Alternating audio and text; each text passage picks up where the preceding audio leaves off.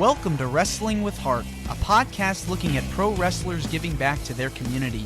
Join me, Stanley Carr, as I interview wrestling's hottest names who use their platforms as entertainers to raise awareness and do community service. Hello and welcome to another edition of Wrestling with Heart. This is the show where we talk with professional wrestlers and professional wrestling personalities about their lives in and outside of the ring, as well as doing acts of charity work, community service, volunteering, and spreading positivity. We're always about the positive vibes here on the show, and with me right now, I've got a very special guest. He has worked for numerous wrestling promotions. Pleased to welcome the one, the only, Jason Speed. Welcome, Jason, to Wrestling with Heart. Thank you. Thank you. Let's explain to everybody why I'm in this car. We set up this meeting, and I forgot I had this trip to do. I was going to do it from home, but we're here, and we're going to do this. I'm in my car. All right. Glad we can make this work. So you're from New York City. Tell me about your childhood and upbringing. Well, I was born actually in the Bronx, New York, and one of the toughest boroughs in New York City. And how I got into this wrestling business was my father was a luchador. His name was Elaje Blanco. He had a gym in the Bronx, and that's how it started. I had my first match when I was 12 years old. But that's how it started. My dad was in the business for many years in Puerto Rico. He wrestled for the WWF at the time, and that was my upbringing. A tough neighborhood. Wow, I mean, you're second generation. Yeah. So let's talk about your father. I mean, he must have gotten you into the business, like actually watching it on television and going to shows? Yeah, exactly. And I say this to a lot of people, and I don't want them to think it was just because he was my father, but what got me into his matches was so exciting. Just seeing that and seeing my father up there, the excitement and the bloody matches, and at that age, I loved all that stuff, and I just couldn't wait to get into it. And he opened up a gym, and the minute he was there, I was like, Dad, I want to learn this. And teaching me, he didn't hold back. You know, he didn't teach me, he didn't treat me any different than any other students there. I mean, when I got chopped, when I got the shit beat out of me, it was legit. And learning the falls, a lot of people are not going to believe this. The ring was ring converted from a boxing ring. But learning how to do the falls, it was outside on a marble floor, at least for me. So when I got in that ring, it was like nothing. So you really had to condition yourself and really prepare yourself to take those bumps, because that floor, it hurts. It really does. Yeah, and I think that was a good thing. Well, let's talk about your dad for a second. You talk about, his matches. There's definitely an adrenaline rush when you come out there and you're pumping up the crowd. When you watch your father compete, anything that he may have mentioned to you, just like pieces of advice after you started training, after you watched him wrestle and kind of transitioned into helping you out? Well, the first thing, and I think that's the first thing they tell you when you start in this business, is the work ethic and the locker room ethic, especially the locker room ethic. You know, when you first start, and I know it's a cliche, everybody says it, but it's true. You shut your mouth and you learn. You don't start thinking you know everything like they do now. A lot of these guys that start now, they think they know it all. They go in the locker room, they think they're the shit, and that's not how you work. That's when you get a lot of enemies, when you act that way. But that was one of the first things: the work ethic, ring ethic. Train hard. And I think, this is my opinion, I think a lot of the guys now have it easy. Why do you feel that way? Because now, back in the day, you had a lot of these athletic commissions. You had when I had a wrestling license from New York City. In order to get that back then, you needed years of training. You needed somebody to back you up, give you a letter saying you're ready to be a professional wrestler. Anybody could be a professional wrestler now. Not that they're professional, but they could be a professional wrestler. They could open up a school. You don't have to know nothing. You open up a school. You open up a promotion. You could be on YouTube. It's not the same. It takes a lot of dedication, hard work, and sacrifice to really Yeah.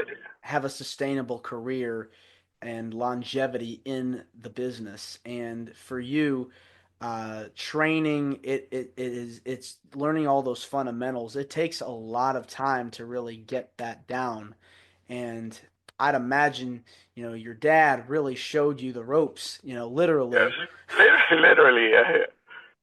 Yeah, but now I don't know your opinion about this, but mine, a lot of this new wrestling with the comedy and it's just so embarrassing. It's embarrassing.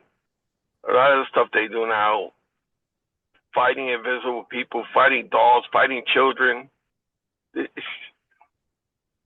just nuts. And all these death matches you don't need a lot of skill to do these things. It's a sad state, in my opinion, today. Well, do you recall like any drills that you learned from your dad that really kind of prepared you with conditioning and getting in shape? Because there's a difference between being in shape versus in ring shape. Talk to me about that. Anything you might Well, remember? his condition, first of all, like I mentioned before, that running those floors on the concrete was nuts. But the conditioning now is compared to then is different. We did a lot of running the ropes. I mean, the first thing you do is learn the falls. Running the ropes, I mean, constantly. I'm talking for an hour, doing the same thing over and over and over. A lot of people now get frustrated. They just want to get straight to moves. That's not the way it works. So we did a lot of that. We did a lot of push-ups, jumping jacks, the whole nine. It's not like we went in there and learned moves. But his condition was serious. When you got out of there, you felt it. You felt that you had a workout. Yeah, I mean, it's all about the grind, and you really have to discipline yourself to learn your craft as much as you can so that you can move up the ladder, so to speak. Yeah, man, definitely. Well, tell me about your first match. Were you nervous, scared? Yeah, yeah. I was skinny. I looked like a toothpick. And I wrestled one of my dad's friends. I did so much screw ups, as you could imagine. First match, I was nervous. Man, the crowd was like 200 people, but I was nervous.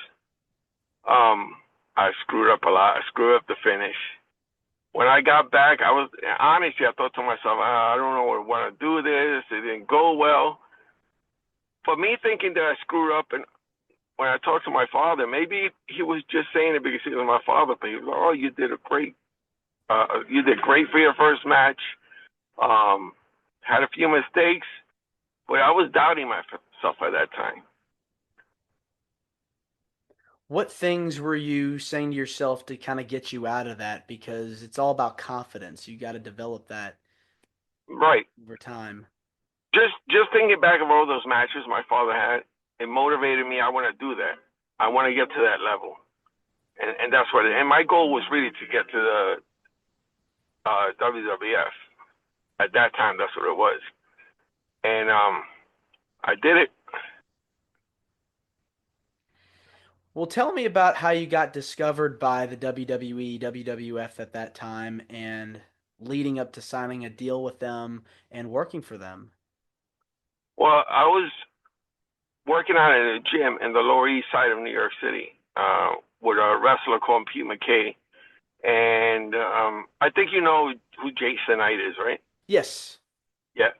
So we've been friends for 30 years, but he started in that gym too. So a friend of my father's that was looking for enhancement talent at the time, happened to go to the gym, and he saw me working out, and he pulled me aside and said, they need guys uh, for long term to do enhancement talent. And I figured, hey, that's my foot in the door.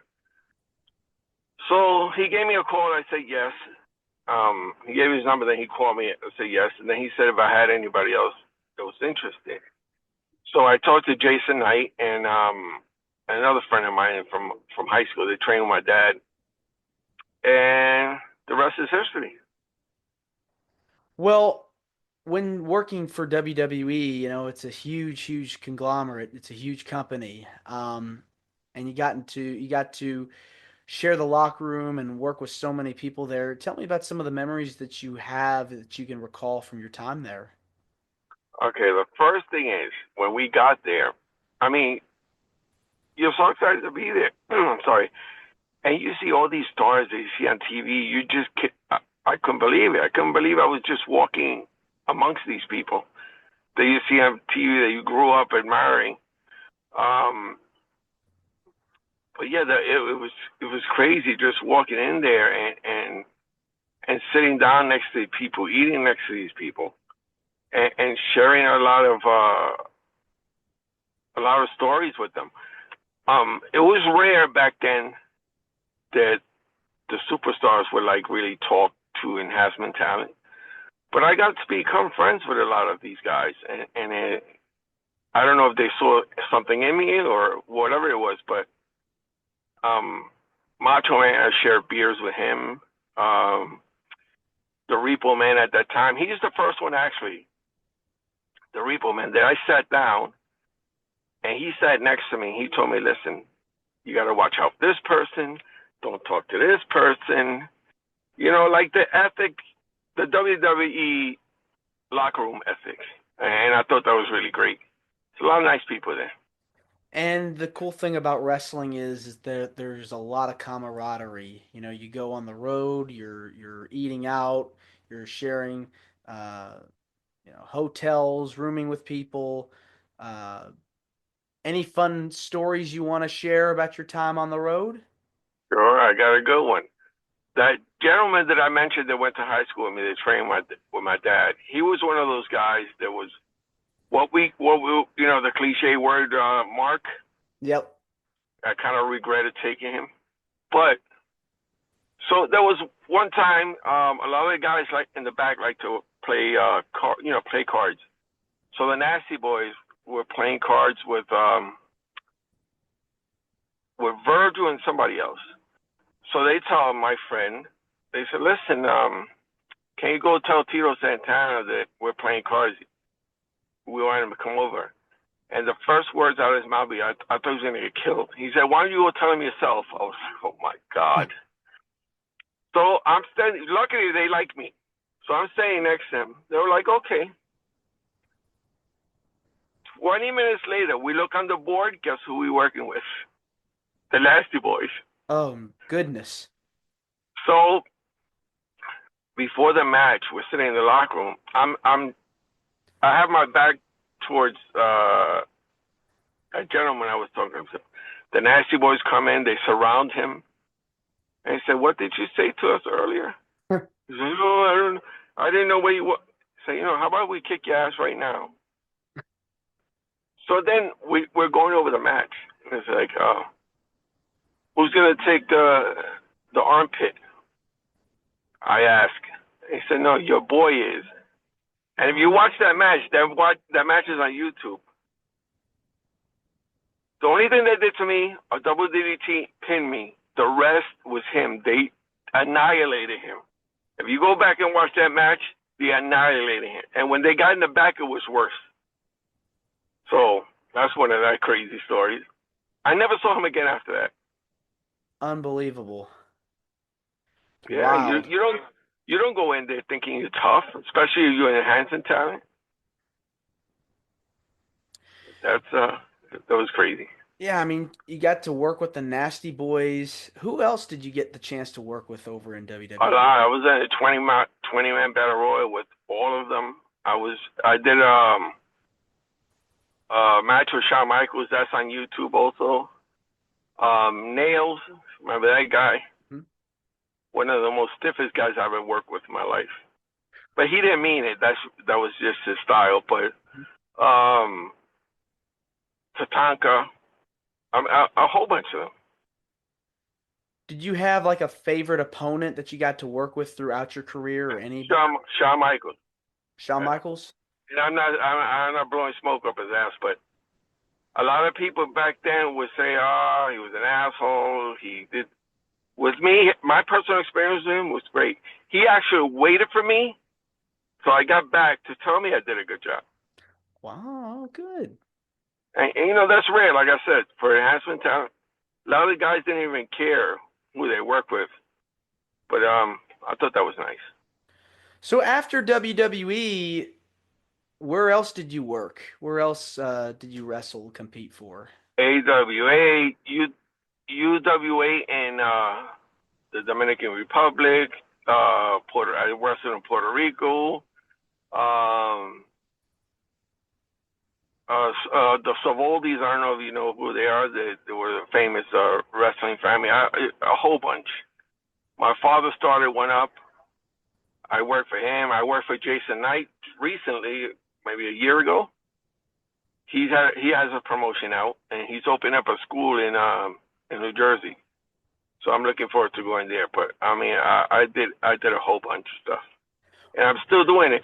My goal is maybe this summer, by the end of the year, having a retirement match with my son, because Mm. my son is also training, and I had the privilege of tagging with him maybe a year ago at Jason Knight's promotion, and that was one of the most emotional moments that I could say. Just like I did with my dad, tagged once, I did that with my son. It's a generational thing. You're teaching him, you Yeah, learn yeah. from your dad. It's the cycle's going to continue. Anything that he's picking up from you that is he grabbing it right away? I was just gonna mention that. So before the match, we're setting things up. He was, Dad, I don't know if I could do this. I'm nervous. I want to back out. Relax. Everything's gonna be. Just remember everything I taught you. We get in there. I mean, he killed it. He killed it. And nobody knew who he was there. When we got to the back, they were like, I just can't believe this. This is your first match. It's incredible. And he felt so much better. People that didn't even know him, they knew he was my son. They knew it was his first match. But they were just amazed. And I was amazed myself. Everything that he did, his selling, his bumps, everything, it was just so perfect. Yeah, I mean, that's exciting to be able to have another family member in the business learning, picking it up, and hopefully eventually having a long career because the lifeblood of wrestling is the youth. And I think It's, is amazing to see uh, that legacy continue on. and not only that, not only just the youth, is how you learn, who you learn it from. Because, like I said, there's a lot of little schools around that they just play around. They don't take it serious. And then when these people go out there for the first match, they look like idiots. You have to have a place that has old school morals, that have morals, period. Now, wrestling for promotions around the world, I know it's a night and day difference with the United States. What was it like working in? It's a whole another difference, I should say, wrestling in Puerto Rico and the Dominican Republic compared to wrestling in the States. Yeah, I'll tell you about the Dominican Republic. I didn't know it was like that over there. Okay, here you'll go to a local promotion. You're in the same locker room. You talk out the matches in the same locker room, and then you go out and do your thing. Over there is a whole different story. You're in one locker room. The heels are in another locker room. And everything's written on a pad. So the match is written on a pad. They bring it to you. They show you what the match is going to be like. If you want to change something or anything, you change it. They send it back to the guy. So you're not really talking. And I think that's a difficult way to put a match together. But that communication. Yeah. But that's a whole different story, and the crowds there are nuts. I remember my second match. It was one of the top heels over there, Relampago Hernandez, and we're doing our thing, and he's like a really big heel over there. And over there they have the army guys as security. So he gets out there, he gets in an argument with one, legit.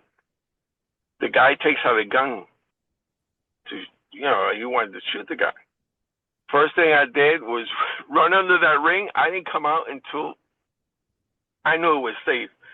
But it's wild over there. The fans take it, legit serious. And not only that, with the guards there, I would come out because they had sent promotional tapes of me over there, so everybody knew who I was. So you want to come out, to go to your car. The kids try to, grab on you.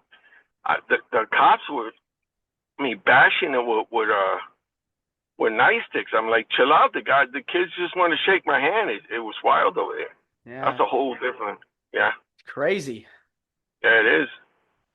Well, let's switch gears and talk about some of the stuff you've done outside of wrestling. I know you've been involved with a lot of charity work and done a lot of stuff to help out in your community. What stuff have you done to help give back over the years? Well, there was, I did a lot of promotions with, not the name of my father had his friend had a promotion in Harlem. And every year we used to do a Christmas drive and hand out toys to the kids. That was a yearly thing. We went to hospitals to visit children. My father's promotion did the same thing. And my father never charged students from the community that were financially strapped. They go in there, he'll take kids that have problems, in the street, maybe with drugs, maybe getting in trouble with the law, and he never charged them. And we did a lot of stuff like that. And the headhunters came out of his school too, and they helped out a lot. Was there a particular moment or memory that when you were helping someone out that just really was heartwarming? Yeah, there was one kid that I think it was in the Bronx, that he had lost his mother to an illness. His father went to jail, and that kid was a mess. And I happened to meet him across the street in a community center across the street, Batanzas. And we started talking, and I told him I wrestled, and so I would like to learn that. Brought him into my father's. And I was saying that in 4 months, he was really catching on. I never heard him get in trouble again. He got a job. So that was one of the inspirational moments. We could get that kid off the street.